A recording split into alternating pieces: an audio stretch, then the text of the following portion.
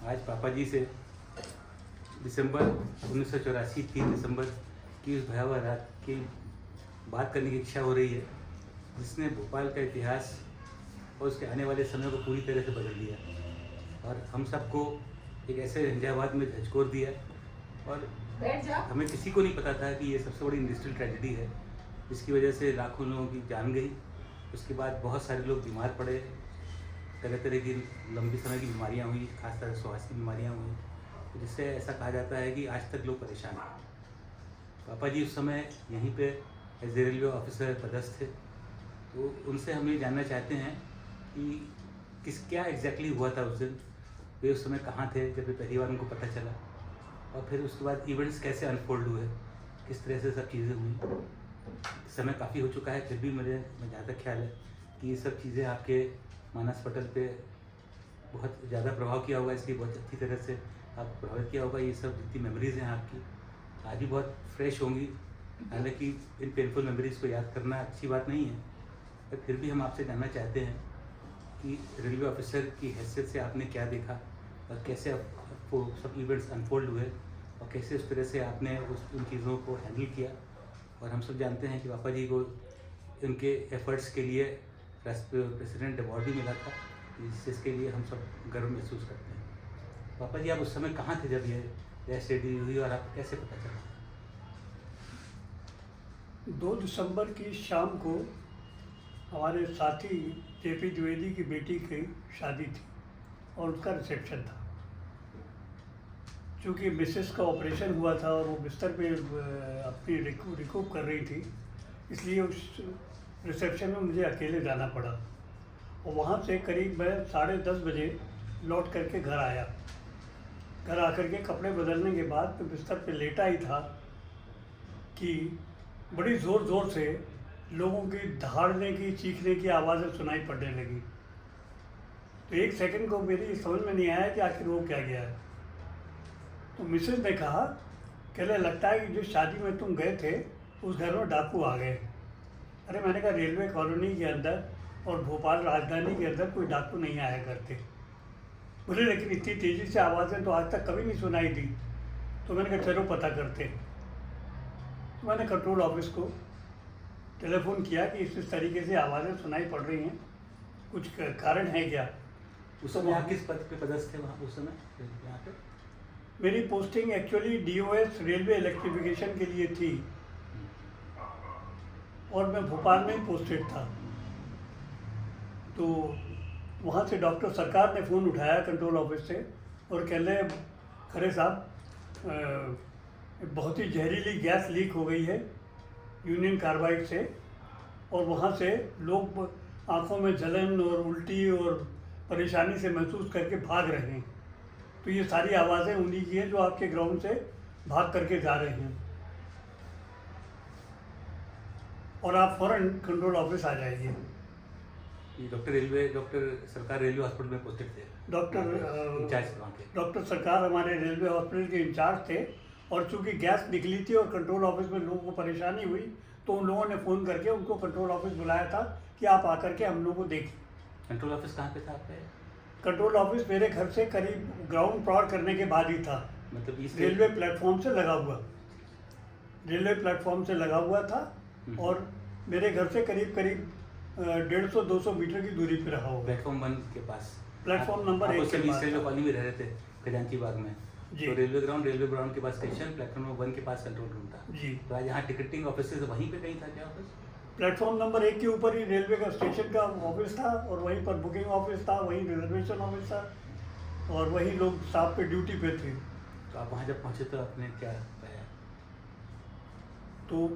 तो मैं जैसे ही कंट्रोल ऑफिस में आने के लिए उन्होंने मुझसे कहा, तो मैंने अपने घर का दरवाज़ा खोला और दरवाज़ा खोलते ही वहाँ गैस भरी हुई थी, वो गैस मुझे लगी और मैं गिरने सा लगा।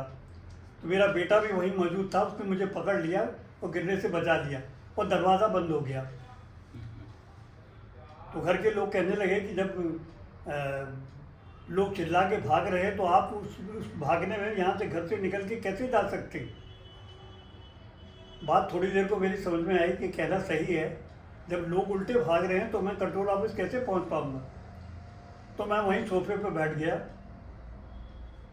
और मैंने फिर कंट्रोल ऑफिस लगाने की कोशिश की तो कंट्रोल ऑफिस से किसी ने फ़ोन नहीं उठाया। मुझे लगा कि मुझे चाहिए कि मेरे assistant area superintendent Shri Sharad चंद्र जेठी पोस्टेड थे, तो मैं उनसे बात करूं। मैंने जेठी को लगाया जो मेरे बगल वाली बिल्डिंग में ही रहा करते थे। मैंने कहा भाई जेठी ये इस तरीके की आवाज़ें आ रही हैं और कंट्रोल ऑफिस से डॉक्टर सरकार ने ये बताया, तो सच्चाई क्या है? तो जेठी ने बताया नहीं, उन्होंने जो आपसे कहा वो बिल्कुल सही है, यूनियन कार्बाइड से जहरीली गैस निकली है, उसके कारण लोग परेशान हैं और भाग रहे हैं। कंट्रोल ऑफिस का स्टाफ भी बेहोश सा हो गया है, इसके लिए डॉक्टर सरकार को बुलाया है। और मेरी खुद की हालत भी ऐसी ख़राब है कि मैं आपसे बात करते में भी घबरा रहा हूँ। तो मैंने कहा अगर ऐसी बात है तो फिर तुमने एक्शन क्या लिया? तो उसने बताया कि मैंने ऑलरेडी कंट्रोल ऑफिस को इंस्ट्रक्ट कर दिया है कि भोपाल स्टेशन के ऊपर कहीं से कोई गाड़ी नहीं आएगी, आप सबको इंस्ट्रक्ट कर दीजिए कि गाड़ियाँ जहाँ पर हैं वहीं रोक दें, लेकिन भोपाल में ना आए।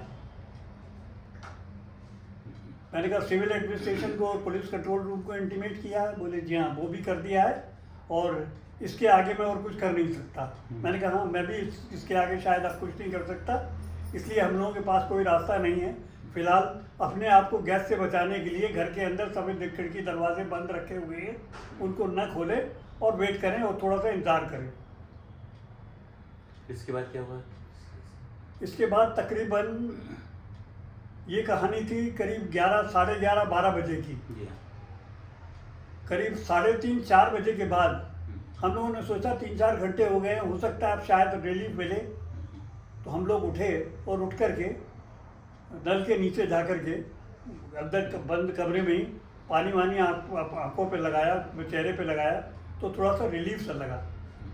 जब रिलीफ लगा तो क्या हो रही? आँखों में जलन हो रही थी? क्या हो रहा था? आँखों में जलन हो रही, सांस लेते हुए तकलीफ हो रही थी और अंदर से घबराहट सी महसूस हो रही थी। तो हमने ये सोचा कि अब कोशिश की जाए, देखें कि जा पाएंगे कि नहीं जा पाएंगे। लेकिन उस समय भी गैस की हालत जो थी उसके कारण हमारी हिम्मत नहीं पड़ी और हम लोग फिर बैठ गए। तकरीबन 1-1.5 घंटे बैठने के बाद 5:30 बजे के करीब हम लोगों ने महसूस किया कि शायद थोड़ा अब रिलीफ है। तो मैंने जेठी को रिंग किया और मैंने जेठी से कहा भाई कंट्रोल ऑफिस चलें, स्टेशन चलें, देख के आएँ ज़रा क्या हालत है और क्या कर सकते हैं।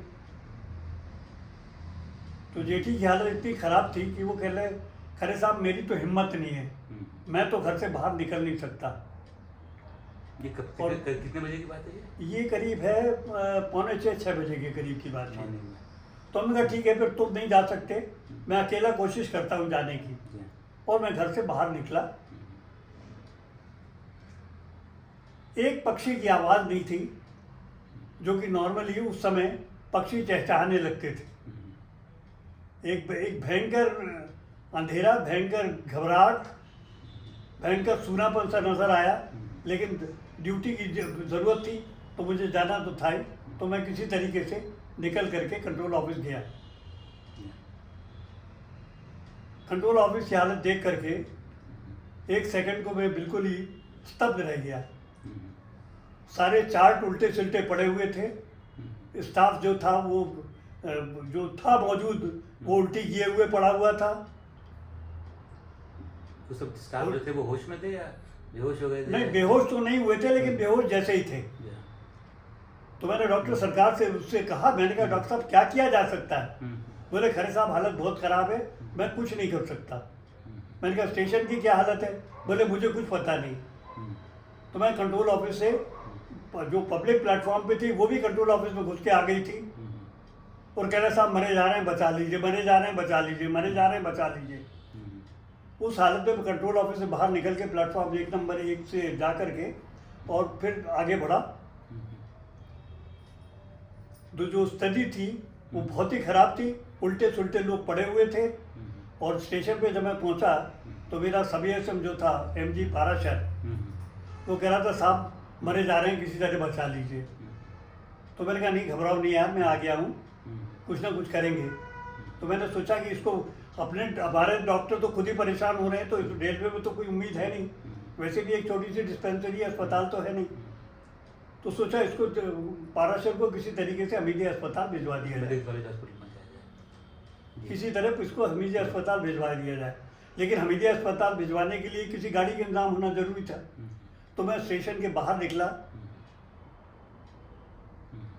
तो एक लेडी जो थी वो अपने बच्चे को दूध पिला रही थी और कहने लगी साहब मेरे बच्चे को बचा लो, और मेरे सामने वो बच्चा बेहोश होकर गिरा और शायद मर गया। आगे बढ़े तो आरएमएस की एक गाड़ी खड़ी हुई थी, रेलवे मेल सर्विस की, और वो लोग कह रहे थे साहब क्या करें। तो हमने कहा तुम कुछ भी करो या ना करो, कम से कम एक काम करो कि हमारे इसको सभी सबको पाराशर को लेकर के हमीदी अस्पताल छोड़ाओ। बोले साहब हम लोगों की हालत बहुत ख़राब है।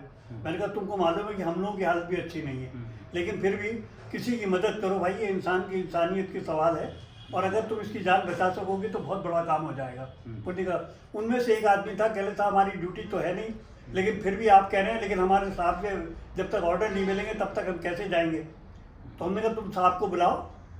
साहब उनके बगल में थे, वो आए, उन्होंने कहा करे साहब कैसा ऐसा कह रहे हैं, चलो ठीक है जाके छुड़ाओ। वो पाराशर को लेकर के हमीदी अस्पताल गए। हमीदी अस्पताल में जैसा पाराशर ने बताया, जाते ही से एक इंजेक्शन लगाया गया, और उसके बाद करीब 100-125 लाशें जैसी पड़ी हुई थी, उसके अंदर उसको भी पटक दिया गया। ये कहानी मुझे बाद में पता लगी। अब सवाल ये था कि ये गाड़ियाँ जो इधर उधर रुकी पड़ी हैं, इनका क्या होगा, कैसे काम चलाया जाएगा, तो उससे सोचना पड़ा। तो मैंने सबसे पहले कंट्रोल ऑफिस में आकर के और अपने दोनों बोर्ड के टेलीफोन को हेडसेट लगाया, और स्टेशन मास्टर जो ड्यूटी पे थे इधर उधर, उनको बोला कि कोई भी स्टाफ जो यहाँ आकर के हमारे कंट्रोल ऑफिस में सफाई कर सके, ऐसे स्टाफ को आप जितना जल्दी हो सके आने के लिए बोल दीजिए। और उनके आने में, उनको यहाँ पहुँचने में जिस तरीके से जो भी खर्चा आएगा, उस सारे खर्चे की जिम्मेदारी मेरी।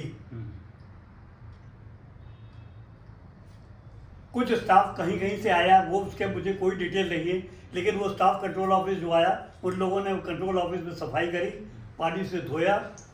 तब तक हमारे जनरल मैनेजर की स्पेशल झांसी जो गई हुई थी, वो झांसी से लौट गई थी। उस स्पेशल को भी सूखी सेवनिया में रोक दिया गया था कि आगे के लिए यहाँ से गाड़ी नहीं जाएगी।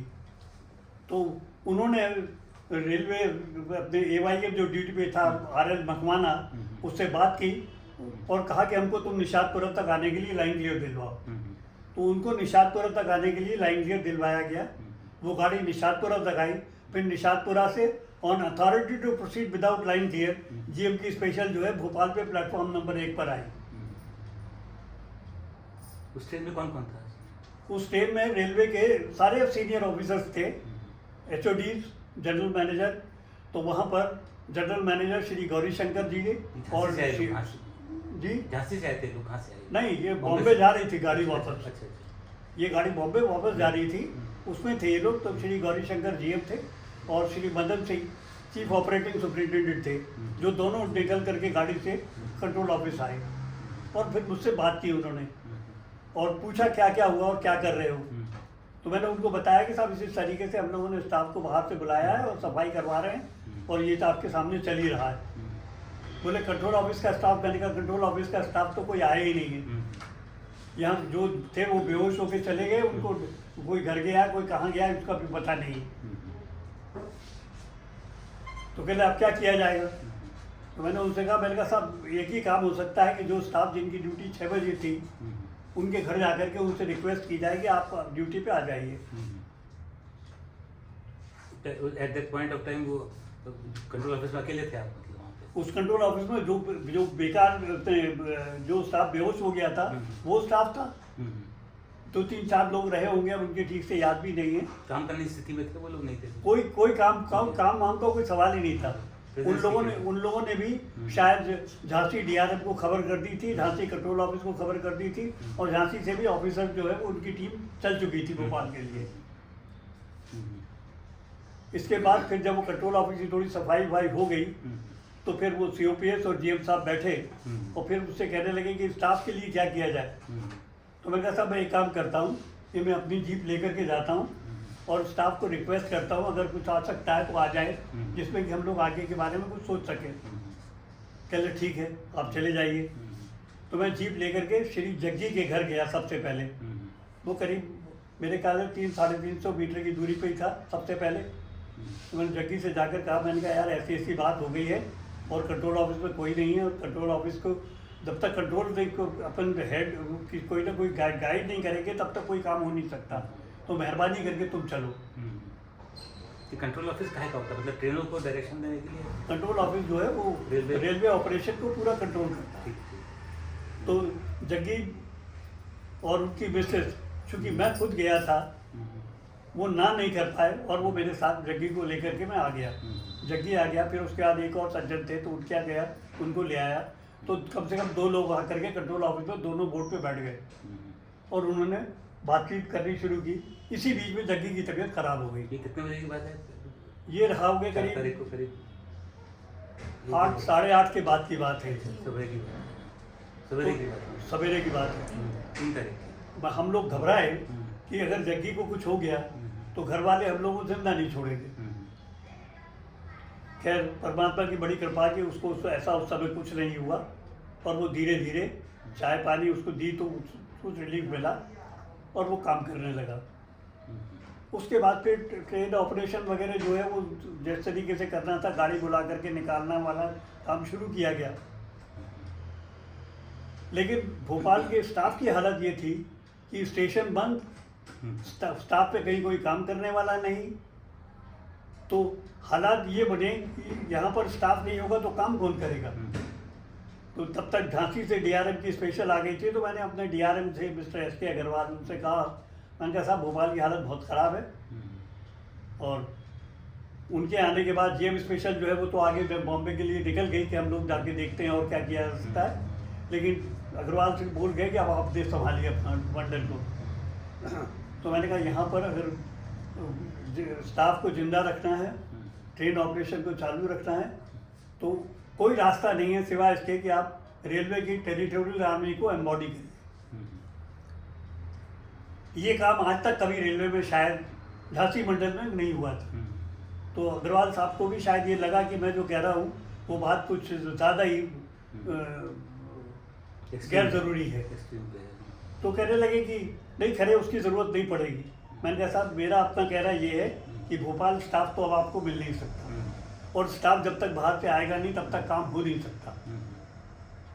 फिर उन्होंने ऊपर के ऑफिसर से बात करके सारी बात करके अल्टीमेटली डिसाइड ये हुआ शायद 3 टेरिटोरियल आर्मी जो है वो एम्बॉडी की गई। उन्होंने आकर के सारे टेंट लगाए। प्लेटफॉर्म नंबर 1 के आसपास की बात है। हाँ ये मतलब इसी 8 से 11 के बीच में रेलवे स्टेशन प्लेटफॉर्म नंबर 1 पे जो कंट्रोल ऑफिस था उसके आसपास की बात है। मतलब जो कोई घटना घट रही है वो रेलवे स्टेशन के कैंपस कंट्रोल में ही है। कंट्रोल ऑफिस में ही सारी बातचीत हो रही है। रेलवे स्टेशन पे जो आपका कंट्रोल, हाँ कंट्रोल ऑफिस में सारी बात। वहाँ का स्टेशन मास्टर वगैरह, वहाँ के स्टेशन जी स्टेशन के जो स्टेशन मास्टर होते हैं वो सब। अच्छा, स्टेशन सुपरिटेंडेंट जो है श्री एच.एस. दुर्वे, वो चूंकि जीएम की स्पेशल निकलनी थी इसलिए वो अपने घर से कंट्रोल ऑफिस अपने प्लेटफॉर्म पे आकर के देख रहे थे सब ठीक ठाक रहे। तो उनकी हालत ख़राब हुई तो वो घर गए और बाद में उनकी डेथ हो गई दुर्वे साहब की। जिनका नाम आ रहा है वो दस्तगीर साहब क्या है। उसके बाद एक 2-4 और स्टाफ था जो ड्यूटी पे, उनकी डेथ हो गई। ऐसे करीब मेरा ख्याल है 30-32 लोगों की डेथ उसके बाद एक होती रही 2-4 दिन के आसपास में। और उसके कारण टेरिटोरियल आर्मी का एम्बॉडीमेंट ज़रूरी हो गया। वो लोग आए, रेलवे ऑपरेशन को उन लोगों ने संभाला और हमने अपने इंस्टीट्यूट के ग्राउंड के ऊपर ही एक पूरा का पूरा लंगर चालू किया, जिसमें कम से कम मैं सोचता हूँ सुबह करीब 10,000 थालियाँ, शाम को करीब 10,000 थालियाँ बनती थी। क्योंकि शहर भी बुरी हालत में था, शहर के भी बहुत से लोग आते थे और वो आकर के यहाँ खाना खा करके जाया करते थे। कौन बनाते थे खाना? सारा स्टाफ बाहर से आया था। अच्छा, उसको देख रेख कौन करता था? सारा रेलवे स्टाफ देख रेख करता था। जो बाहर से आए थे सुपरवाइजर्स आ गए थे, ऑफिसर्स आ गए थे। खाने का सब्जी वगैरह जो है वो झांसी से, भुसावल से, इटारसी से, शोलापुर तक से आई है। और ये प्रोग्रेस जो है ये चलती रही। मेरा ख्याल है, मुझे अब ठीक से याद नहीं, 20-25 रोज रही है, महीना भर रही है, उसके बाद भी रही है। तो जो रेलवे ग्राउंड था हॉस्पिटल के बगल में, वहाँ की क्या पोजीशन थी? वहाँ पे पूरा ग्राउंड भर गया था। वो टेंट लगा दिए गए थे जो टेरिटोरियल आर्मी के स्टाफ के लिए। वो गैस से लीक होने के बाद जो भागे हुए लोग थे वो तो सब भागे जा रहे थे, कोई रुका नहीं। तो रेलवे स्टेशन जिस दिन ट्रेजेडी हुई, रात में गैस लीक हुई, उसके दूसरे दिन से ऑपरेशन बंद रहा। और उसके फिर ऑपरेशन से नॉर्मलाइज कब हुआ फिर वहाँ पर? वही 3-4 घंटे के बाद ऑपरेशन नॉर्मलाइज ट्रेनें हुआ, चलना शुरू हो गई। ट्रेनें चलना शुरू हो गई। अच्छा। ऐसा सुनने में आता है, सब ट्रेनें रोक दी गई थी जिससे सारी कि- गाड़ियों को रुकवा दिया गया कब तक था। रुका रहा ऑपरेशन? ये करीब मेरा ख्याल है 8-10 घंटे तो रुका रहा। अच्छा, तो 10 घंटे तक कोई भी गाड़ी? भोपाल स्टेशन पे नहीं आई। एक गाड़ी भोपाल स्टेशन पे आई थी जो खड़ी हुई थी, और इसको कोशिश करके ये कहा गया ड्राइवर को, भाई तुम जितनी जल्दी हो सकते है इसको लेके निकल जाओ, वरना लोग इसमें मर जाएंगे, वो फंस जाएंगे, मरेंगे, वो भी उनको भी भुगतना पड़ेगा। तो हो सकता है वो गाड़ी भी उसके शेड्यूल टाइम से 2-4 मिनट पहले ही निकल गई। तो जो रेलवे ट्रैफिक रिस्टोर हुआ उसमें गाड़ियाँ भोपाल में रुक रही थी या सीधे? नहीं, उसके बाद तो नॉर्मल रुक के गाड़ी करेंगे। अच्छा, तो रिस्क नहीं था कि रुके तो फिर गैस के आफ्टर इफेक्ट्स उनको भी होंगे जो उतरेंगे? नहीं, उसकी चिंता नहीं थी। चिंता ये थी कि इधर का नॉर्थ साउथ ईस्ट वेस्ट जितना सारा रुका हुआ है वो यहाँ से भोपाल से उधर तक निकल जाए। और जो सबसे दर्दनाक बातचीत थी वो ये थी कि हम लोग जब स्टेशन पे गए तो हमारे सामने लोग जान बचा लो कह करके वो मर रहे थे, हम कुछ कर नहीं पा रहे थे। ऐसी असहाय स्थिति में हमने अपने आप को कभी नहीं पाया। आप भी अस्वस्थ हो गए थे उस समय? उसके बाद फिर सेकंड डे थर्ड डे कब आपकी? उसके बाद फिर करीब 3-4 रोज तो मैं कंट्रोल ऑफिस आता रहा बराबर। एक दिन मैं ऐसे सुबह अपने जीप लेकर के कंट्रोल ऑफिस जा रहा था, सोचा चलो रेलवे अपना डिस्पेंसरी के सामने से निकल चलते हैं। तो वहाँ रेलवे डिस्पेंसरी जैसे सामने आया तो डॉक्टर सामने बैठ करके चाय पी रहे थे। तो कहले अरे आइए सर आपको भी चाय पिला दे। तो मैंने कहा चलो 5 मिनट इन लोगों से बातचीत करते चले। तो वहाँ डॉक्टर गौर और डॉक्टर वर्मा झांसी के डॉक्टर्स थे। उन्होंने जैसे ही मुझे देखा तो कहने लगे आपकी आंखें तो बिल्कुल नीली हो रही है। तो मैंने कहा नहीं तो डॉक्टर गौर ने उठ करके एकदम देखा और कह रहे बेड तैयार करो जल्दी। इमीडिएटली बेड तैयार किया मेरे लिए और ले जा करके मुझे लिटाया और मुझे ऑक्सीजन लगा दी। चाय वाय पिलाना तो भूल गए। चालूज हो गए थे मतलब आप? तो हाँ, तो मैंने कहा डॉक्टर साहब हुआ क्या है? बोले you are heavily sinused and nobody is allowed to see you now, you will remain like down here and you are not going anywhere. आपको सांस भी खुल रही थी उस समय आपकी? तो मुझे अंदर से थोड़ी बेचैनी सी हो रही थी, जिसको मैं ठीक से बयान भी नहीं कर सकता। कि एक अजीब सी फीलिंग थी। कभी लगता था कि उल्टी होगी, कभी लगता था कि लूज मोशन होने शुरू हो जाएंगे, कभी लगता था कि चक्कर आ रहा है, कभी लगता था सांस लेते नहीं बन रही है। तो रेलवे मैन का ऑपरेशन बेसिकली उनका जो रोल ये था कि जो रेलवे स्टेशन पे ट्रैफिक जो बंद हो गया था वो वापस चालू हो और लोगों की इवैक्यूएशन में मदद मिले जो भी अफेक्टेड लोग हैं। मतलब जो हम लोगों की जो सबसे इम्पोर्टेंट जिम्मेदारी ये थी कि हम लोग सिटी को तो कंट्रोल नहीं कर सकते थे, लेकिन अगर हम अपने स्टेशन को कंट्रोल कर ले और नॉर्थ साउथ ट्रैफिक चालू कर दे तो ये जो एक कमोशन था पैदा हो रहा है ये दूर हो जाएगा। और उसी में लगे हुए थे लोग। तो उस समय भोपाल छोड़ के भाग रहे थे, लोग भाग रहे थे उस समय। तो थोड़ी मदद साधन मिले होंगे कि रेलवे का ही साधन है जिसके थ्रू वो भोपाल शहर छोड़ सके? नहीं, लोग भोपाल भागना चाहते थे और भागने के लिए कोई साधन नहीं था। तो ट्रेन चल पड़ी तो ट्रेन चल पड़ी तो कुछ लोग गए, इधर से गए उधर गए, भागे जहाँ जिसको जैसी जगह मिली। तो कंट्रोल और स्थिति जो है उसके बाद की स्थिति ये रही कि फिर चीफ मिनिस्टर ने जो बाकी बची हुई गैस थी भी भरी हुई थी उसके अंदर, तो उसको उन्होंने सोचा कि इसको भी निकाल दिया जाए, जो है उसको कन्वर्ट करके एंड प्रोडक्ट में उसको निकाल दिया जाए जिससे ये यूनियन कार्बाइड का जो हल्ला है वो खत्म हो जाए। तो उसके लिए उन्होंने 16 से 19 तारीख 3 दिन ऑपरेशन फिक्स चलाया था। वो फिक्स किए। और उस 3 दिन में हमारी घर की फैमिली जो है, मैंने मिसेज और बच्चे, उनके लिए हम तो इस गैस में नहीं रह सकते, हम तो जाएंगे। तो वो भी हमको छोड़ करके चले गए। और छोड़ के चले गए मतलब उनको कि आपको अपनी जिम्मेदारी अगर रेलवे की संभालनी है तो आप संभालिए, लेकिन हम इस गैस को नहीं लीक समझाएंगे। हाँ, मतलब उन्होंने कहा कि अगर दोबारा अगर गैस लीक कर गई और फिर प्रॉब्लम हुई तो हम नहीं सहते, इस वजह से वो दूर चले गए, वो चले गए छोड़ कर। तो कंटिन्यूस इस तरह से जब आपकी रेलवे हॉस्पिटल में तबीयत खराब हुई थी तो आपको एक आध दिन के लिए एब्सेंट होना पड़ा ड्यूटी पे या फिर भी काम? नहीं, हम तो सोच ही नहीं सकते थे कि हम यहाँ से हट जाए। तो आप तुरंत पहुंच गए? अच्छा, जैसे ही जीएम की स्पेशल आई और जेटी से मुलाकात हुई और जेटी की हालत देखी, तो जेटी ने खुद कहा जीएम को, साहब मेरी हालत ऐसी नहीं कि मैं भोपाल में रह सकूँ और मैं जौनपुर जाना चाहता हूँ अपने घर। तो उसको अलाउ कर दिया गया। नतीजा ये कि उसके बाद की पोजीशन जो थी, वो भोपाल बाहर से कोई उस वक्त आना नहीं चाहता था इस काम को करने के लिए, तो सारा काम हमको अकेले ही देखना। एक दिन का नाम आ रहा है, जो फिल्म बनी है वो क्या दस्तगीर नाम है, क्या नाम है उसका, वो रेलवे बताते हैं, रेलवे स्टेशन मास्टर थे, इसने बहुत अहम रोल प्ले किया वो लोगों को बचाने में। जो गुलाम दस्तगीर का, उनका क्या नाम था? गुलाम दस्तगीर जो था वो स्टेशन पे ड्यूटी पे था, तो उसको इंस्ट्रक्शन दिए गए और उस पर काम किया। जो जेटी साहब ने इंस्ट्रक्शन दिए उसको फॉलो किया उसने। अच्छा, वो how was he after that? वो भी गैस अफेक्टेड रहा बहुत? गैस अफेक्टेड रहे। मेरी तो उससे मुलाकात नहीं हुई, मैंने मेरे आने के पहले शायद वो वहाँ से हट गया था। अच्छा, मतलब काम को रेलवे स्टेशन में रुका? सिर्फ पाराशरी मुझे मिला था। जी हाँ, और उसकी हालत जो मैंने आपको बयान कर दी। पाराशर जी बाद में तबीयत ठीक रही उनकी? पाराशर की तबीयत उसके बाद जो खराब हुई तो आज भी बिस्तर करीब बिस्तर पे ही लगा हुआ। But he is alive. हाँ, लेकिन मुझे ऐसा बताया गया कि अभी वो है। मतलब ये अगर कहा जाए कि you was the key person at the railway station in that hours, तो गलत नहीं होगा at that point of time. नहीं, ये कह देना कोई एक अकेला चना फाड़ नहीं ठोक सकता। सीनियर ऑफिसर्स में जो सीनियर लोग थे वहाँ, as far as officer is concern, मैं सोचता हूँ ऑपरेटिंग डिपार्टमेंट से मैं अकेला अफसर था जिसने कि सारा काम संभाला। और उसके लिए कब तक बनी रही इस तरह की वजह से स्थिति? वही मैं कह रहा हूँ तकरीबन, यानी जो बाहर से आया हुआ स्टाफ रेलवे गाड़ी चलाता रहा, वो मेरा ख्याल है करीब 1 आध महीने चला। आप ये जो डॉक्टर मनीषा खरे आपकी डॉटर, वो भी वहाँ पे सब इंटर्नशिप करने दी जाती? वो घर में थी, तो दूसरे दिन वो गई वहाँ पे मेडिकल कॉलेज। इनकी बदौलत इन्होंने चाय बना करके जेठी को बोली, जिस चाय का प्याला पी करके जेठी ने कहा कि मुझे थोड़ी सी जान आई। आप आ जाइए, आप पूछ लीजिए आकर, आ जाइए। आप बताइए क्या हालत थी जब आप वहाँ हम घर से निकल के हमीदिया हॉस्पिटल पहुँची? यही से बताते हैं।